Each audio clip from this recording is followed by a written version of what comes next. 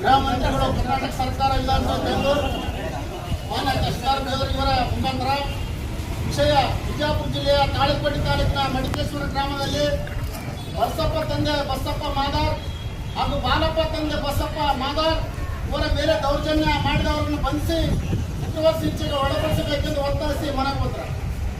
ವಿಜಯಪುರ ಜಿಲ್ಲೆಯ ತಾಳಿಕೋಟೆ ತಾಲೂಕಿನ ಮಡಿಕೇಶ್ವರ ಗ್ರಾಮದಲ್ಲಿ ದಿನಾಂಕ 15/7/2026ರಂದು ಮಾದಿಗ ಸಮಾಜದ ಬಸಪ್ಪ ತಂದೆ ಬಸಪ್ಪ ಎಂಬುವರು ಬಯಲ್ದಸೆಗೆ ಹೋದಾಗ ಊರಿನ ಸವಣಿಯರು ಯಾವುದೋ ಹಳೆಯ ವಯಸ್ಸನ್ನು ಇಟ್ಟುಕೊಂಡು ಆತನಿಗೆ ಬಡೆದು ಎಳೆದಾಡಿ ತಮ್ಮ ರೆಡ್ಡಿ ಜನಾಂಗದ ಕಾಲೋನಿಯಲ್ಲಿ ಮರಕ್ಕೆ ಕಟ್ಟಿ ಹಾಕಿ ಹಲ್ಲೆ ಮಾಡಿದ್ದಾರೆ.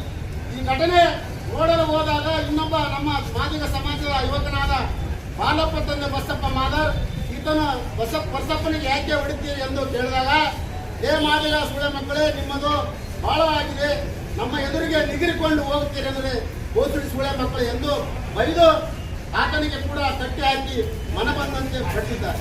ಈ ಘಟನೆ ಬಗ್ಗೆ ತಾಳಿಕೋಟೆ PSI ಅವರಾದ ಜ್ಯೋತಿ ಕೋಟ ಇವರಿಗೆ ಮಾಹಿತಿ ನೀಡಿದಾಗ ಮತ್ತೆ ಅವರ ಸಮ್ಮುಖದಲ್ಲಿ ದೌರ್ಜನ್ಯ ಮಾಡಿ ಬಡೆ ಮಾಡಿದ್ದಾರೆ.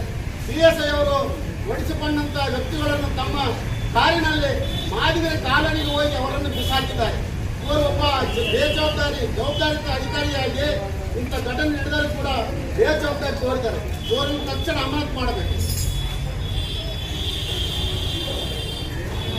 ರಾಜ್ಯದಲ್ಲಿ ಮಾದಿಗರ ಮೇಲೆ ದಿನನಿತ್ಯ ಪ್ರತಿಯೊಂದು ಹಳ್ಳಿಯಲ್ಲಿ ದೌರ್ಜನ್ಯ, ದಬ್ಬಾಳಿಕೆ, ಮಹಿಳೆಯರ ಮೇಲೆ ಅತ್ಯಾಚಾರ, ಕೊಲೆ ಇದ್ದೇವೆ.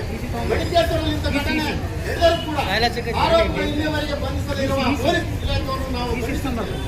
ದೇಶಕ್ಕೆ ಸ್ವಾತಂತ್ರ್ಯ ಸಿಕ್ಕ 79 ವರ್ಷ ಕಳೆದರೂ ಕೂಡ ನಮ್ಮ ಮೇಲೆ ದಬ್ಬಾಳಿಕೆ ದಿನನಿತ್ಯ ನಡೀತಾ ಇದ್ದಾರೆ. ಆದ್ದರಿಂದ ಮಾನ್ಯ ಗೃಹ ಮಂತ್ರಿಗಳು ಇಂಥ ಘಟನೆ ನಡೆದಾಗ ನಮ್ಮ ದಲಿತರ ಕಾಲೋನಿಗೆ ಸೂಕ್ತ ಬಂದೋಬಸ್ತ್ ನೀಡಬೇಕು. ದೌರ್ಜನ್ಯಕ್ಕೊಳಗಾದ ಬಸಪ್ಪ ತಂದೆ ಬಸಪ್ಪ ಮಾದಾರ್ ಹಾಗೂ ಬಾಲಪ್ಪ ತಂದೆ ಬಸಪ್ಪ ಮಾದಾರ್ ಮತ್ತು ಜಾಯಮ್ಮ ಗಂಡ ಬಸಪ್ಪ ಮಾದಾರ್, ಲಕ್ಷ್ಮೀ ಗಂಡ ಬಾಲಪ್ಪ ಮಾದಾರ್ 4 ಜನರಿಗೆ ತುಂಬಾ ಗಾಯಗಳಾಗಿ ವಿಜಯಪುರ ಜಿಲ್ಲಾ ಆಸ್ಪತ್ರೆಯಲ್ಲಿ ಚಿಕಿತ್ಸೆ ಪಡೆದಿದ್ದಾರೆ. ಆದ್ದರಿಂದ ಸರ್ಕಾರ ಈ ನೊಂದ ಕುಟುಂಬಕ್ಕೆ ಸರ್ಕಾರದ ವತಿಯಿಂದ ಸೂಕ್ತ ಪರಿಹಾರ ನೀಡಬೇಕು. ಆ ಕುಟುಂಬಕ್ಕೆ ರಕ್ಷಣೆ ಕೊಡಬೇಕು.